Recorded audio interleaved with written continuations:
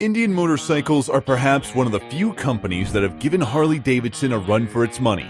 But not all of their bikes are quite that amazing, and some people even go as far as to say their bikes are plain bad. Hello and welcome to our channel. Today we're going to talk about why Indian motorcycles suck. So, let's begin.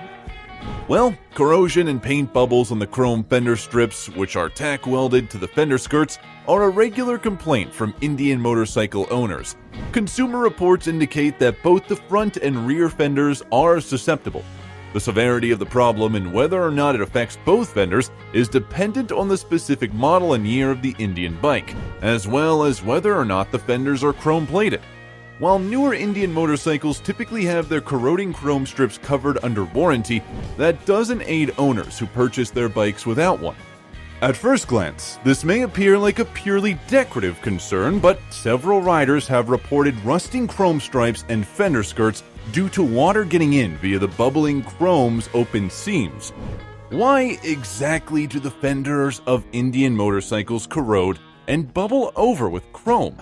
When chrome strips were soldered to the skirts, the fenders weren't always painted completely around the welds.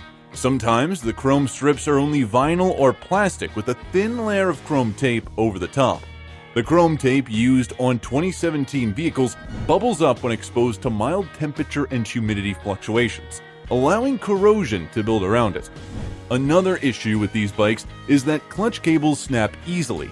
Some owners blame subpar installation by the dealership, while others blame insufficient lubrication of the wires during maintenance.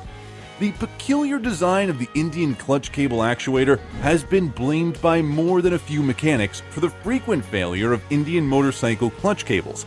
Compared to the clutch lever end, the anchor point at the actuator end is difficult to verify. If you routinely drive on a sandy road, the rate at which your clutch cable breaks will be directly proportional to how well you maintain it by cleaning and lubricating it at each service.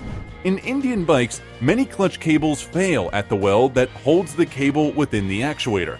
Without proper lubrication, the clutch cable might break near its attachment points on either end during clutch disengagement. Moreover, these bikes also have a tendency to suffer fading of saddlebags and seats. India's original plan was to equip all of its motorcycles with real leather, which is why 2014 models were particularly susceptible to leather fading. To be sure, leather deteriorates in the sun, and many riders grumble that the altered appearance of their Indian is due to the fading tan leather. Since 2015, when Indian began receiving complaints about the leather on their bikes, they've used bonded or artificial leather, which deteriorates at a far slower rate. Thus, while newer models from 2015 onward include better fade-resistant seats and saddlebags, a common complaint from Indian riders is that they're not made of genuine leather. Another pretty common complaint with this bike is that the mirrors don't stay tight. Indian motorcycle mirrors are unique in the fact that they don't require fasteners to secure the mirrors to the handlebar stems.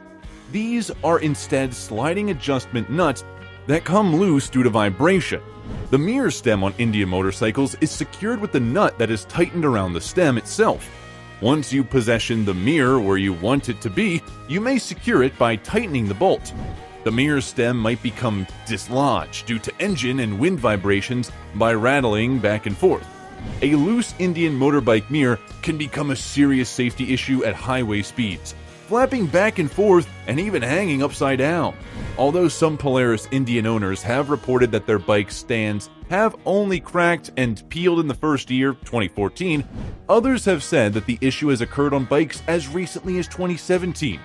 Polaris's in-house professional engineering team designed all the components in the early Indians, but production was contracted out to mass manufacturing facilities. The chrome finish on some versions of motorbike side stands would chip and finally peel off in big pieces, exposing the raw metal underneath.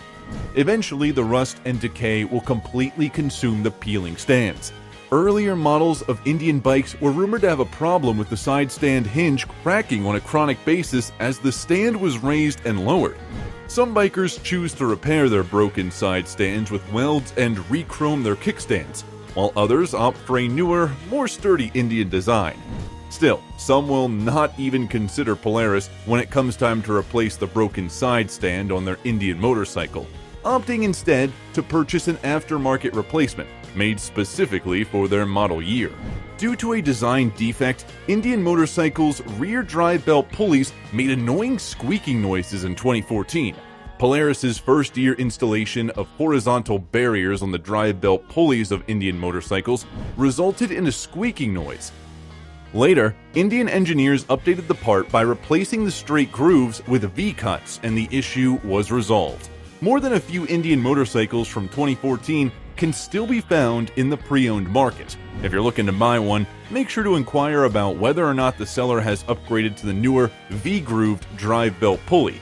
If you can't, ask if you can save some money and get a quieter part put at the dealership to save the hassle. Finally, the engine makes clanking sounds. Although the iconic Thunderstroke engine used by Indian in the majority of their motorbike models is a wonderfully engineered performance-based torque monster, one of the most prevalent complaints from Indian motorcycle owners is the sound of the engine clanking. The distinctive semi-dry oil sump on Indian motorcycles is usually blamed for the engine noise that riders complain about. A loud and rapid slapping noise can be produced by an engine if oil pools in the crankcase and isn't pumped out quickly enough, causing the counterbalance weights to slap against the oil pool. Piston slap on a cold start is to be expected on a motorbike with short skirt pistons, such as many Indians. Therefore, this could be another contributing factor. However, if the slap persists after the engine, oil, and pistons have reached operating temperature, it may be due to poorly placed pistons. When pistons are not installed securely during manufacturing, they can generate a slapping noise, accelerating the wear of the piston rings, increase oil consumption, and reduce engine power due to compression loss. Excess oil in the crankcase smacking on your cam's counterweights is the most prevalent cause of an Indian motorcycle's engine clanking sounds.